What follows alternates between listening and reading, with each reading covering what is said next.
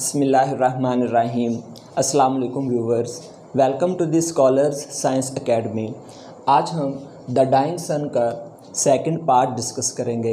First part में हम discuss कर चुके हैं कि हमारा प्लैनेटरी सिस्टम कैसे वजूद में आया था।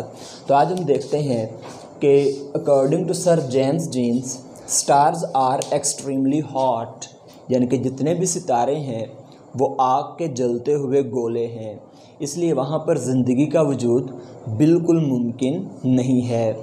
और राइटर के मुताबिक नैरो बेल्ट्स, जिसे हम लाइफ बेल्ट भी कह सकते हैं, दरअसल जब बिग बैंग हुआ था, जब वो पहाड़ एक धमाके से फटा था तो उसके पीसेस सन के इर्द गिर्द मूव करना शुरू हो गए थे। इस तरह हमारा प्लैनेटरी सिस्टम वजूद में आया था। अब कुछ पीसेस सन से बहुत दूर चले गए और कुछ सूरज के करीब रहे। अब जो सूरज के करीब पीसेस थे वो बहुत हॉट रहे और जो दूर चले गए वो बहुत ज़्यादा ठंडे पड़ गए।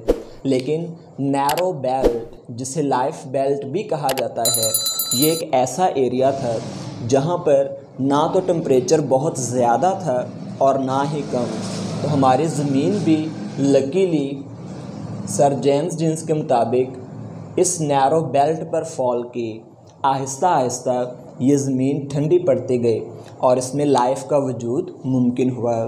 सर जेम्स जीन्स के मुताबिक तकरीबन 1,00,000 स्टार्स में एक पर ही मुमकिन है शायद कि इस तरह का प्लैनेटरी सिस्टम वजूद में आया हो, और उसमें भी बहुत कम चांसेस हैं कि कोई नैरो बेल्ट पर पीस या प्लैनेट फॉल किया गया हो।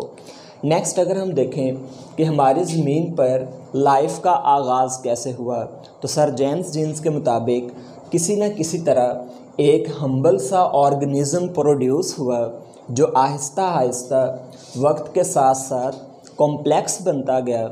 इस तरह अल्टीमेटली इंसान वजूद में आए जिनके अपने मज़ाहिब, एक्सप्रेशंस और फीलिंग्स जन्म लेती गईं। अब इसके बाद हम डिस्कस करते हैं कि लाइफ के लिए किन किन चीज़ों की ज़रूरत है, नेसेसरी कंडीशंस फॉर लाइफ, जिसमें सबसे इम्पोर्टेंट मॉडरेट टेम्परेचर है। यानी कि अगर टेम्परेचर बहुत ज़्यादा होगा तो लाइफ मेल्ट हो जाएगी, और अगर टेम्परेचर बहुत कम होगा तो लाइफ फ्रीज़ हो जाएगी। तो लाइफ के लिए नेसेसरी कंडीशन में मॉडरेट टेम्परेचर, मोतदिल दर्जा हरारत बहुत ज़रूरी है।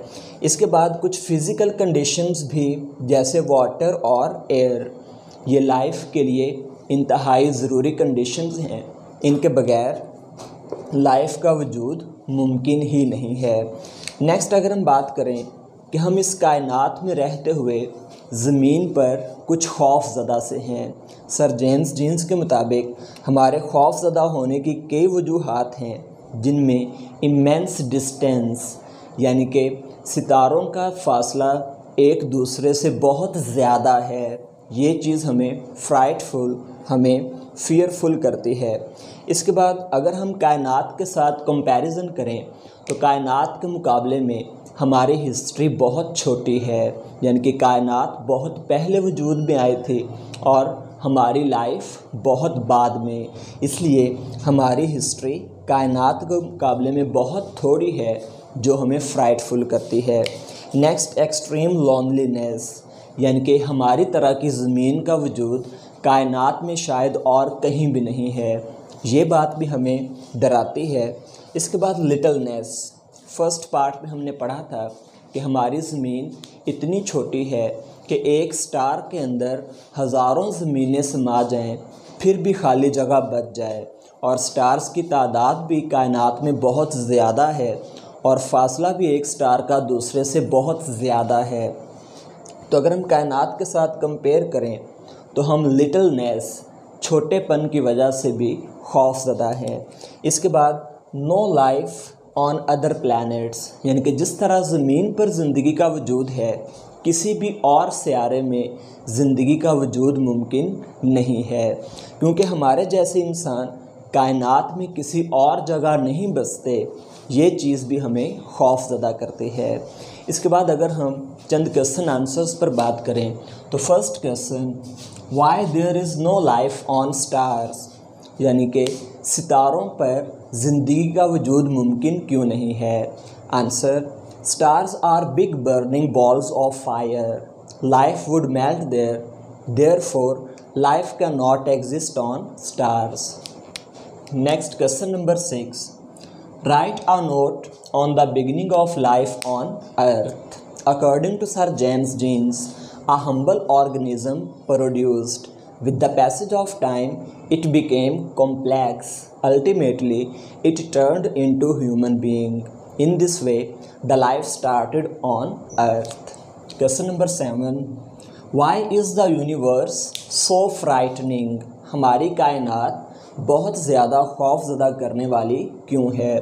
Our life is frightening because of immense distances and our history is very small if it is compared with earth. Next, our extreme loneliness also makes us frightful. Next, the littleness and no signs of life on other planets. These are some things that make us frightful. Next, question number 8. What are some necessary conditions for life? ज़िंदगी के लिए ज़रूरी कौन कौन सी चीज़ें हैं? Do such conditions generally exist? क्या इस तरह की कंडीशन अमूमन पाई जाती हैं? There are certain physical necessary conditions for life. The first and foremost need of life is moderate temperature, then physical conditions like water and air.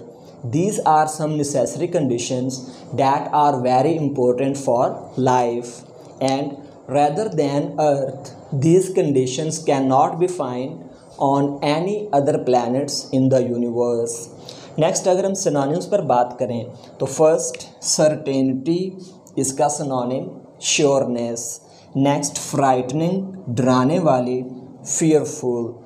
Stretches, expanses, rarity, shortage, substance, material, scattered, बिखरा हुआ, spread, narrow, limited और contracted.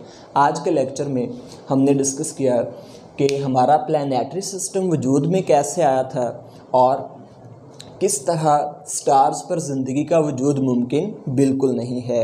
ज़िंदगी के लिए necessary conditions कौन कौन सी हैं और हम कायनात में फियरफुल क्यों हैं। नेक्स्ट, हमने एक्सरसाइज के लास्ट 4 क्वेश्चंस पर बात की और सिनोनिम्स देखे। Thanks for watching. अल्लाह हाफिज़।